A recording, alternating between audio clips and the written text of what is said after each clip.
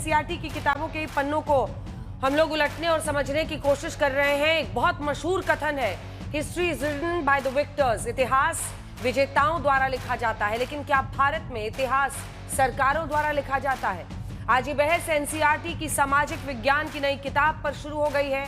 8वीं की किताब में मुगल पीरियड समेत मध्यकालीन भारत में हिंदू, जैन और बौद्धों पर हुए हमलों पर नया दृष्टिकोण सामने रखा गया है।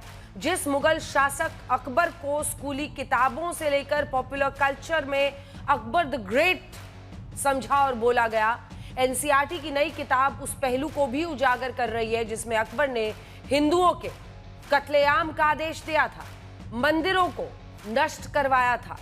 सवाल यह है कि क्या ये इतिहास के डार्क चैप्टर्स, यानी जिसे आप कह सकते हैं एक ऐसा हिस्सा जिसको कोई देखना नहीं चाहता था, खोलना नहीं चाहता था, उसे खोला जाना है?